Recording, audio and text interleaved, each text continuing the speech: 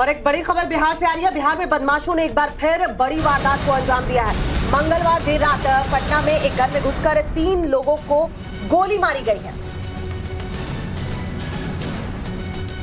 तो गोली मारे जाने का मामला सामने आया। घर में घुसकर 3 लोगों पर गोलियां दागी गई। जिस पर गोली चलाई गई उसमें प्रॉपर्टी डीलर मंटू शर्मा के पिता, उसके भाई भी शामिल है। इस पूरी घटना के बाद से इलाके में हड़कंप मचा हुआ है।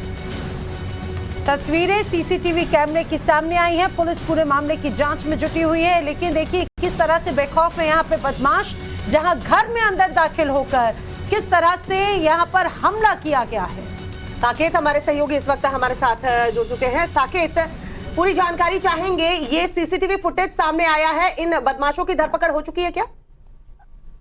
देखिए, अभी तक किसी भी बदमाश की धरपकड़ पुलिस नहीं कर पाई है। और चूंकि ये CCTV footage times now Bharat के पास है, इसमें साफ तौर से दिख रहा है कि किस तरह से अपराधी उसके घर में घुसते हैं और घर में घुसकर गोली मारी गई है। जो यहाँ पर मंटू शर्मा है जिसकी मौत हुई है इस गोलीबारी में, उनको घर में घुसकर मारा गया। उनके पिता को भी गोली मारी गई और उसके भाई को भी गोली मारी गई। अब दोनों पिता और भाई जो है वो अस्पताल में है, आईसीयू में भर्ती है, लेकिन मंटू शर्मा की मौत हो गई है।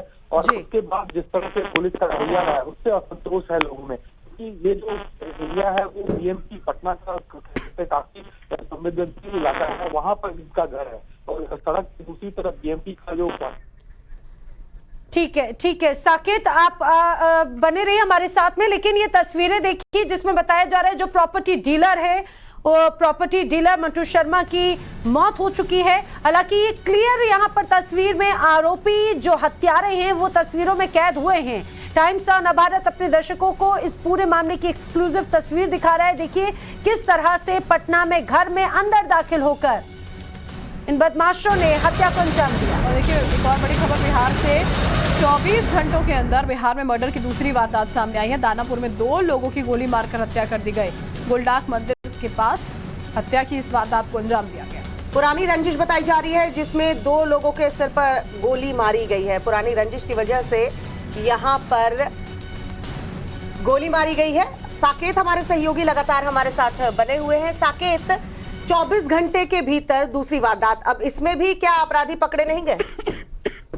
देखिए, बिल्कुल अपराधी यहाँ भी पकड़े नहीं गए हैं और लगातार ये घटनाएं हो रही है। क्योंकि कल रात जिस तरह से घर में घुसकर गोली मारी गई अपराधियों के द्वारा मंटू शर्मा जो प्रॉपर्टी डीलर है उसको और उनके परिवार के लोगों को, और उसके बाद सुबह सुबह फिर से एक बार उसी इलाके में, चूंकि ये दानापुर और खगौल का जो ये पूरा इलाका है, उसी इलाके में दूसरी वारदात को अंजाम दिया गया जहां पर इस तरह से खुलेआम 2 लोगों को गोलियों से भून दिया गया।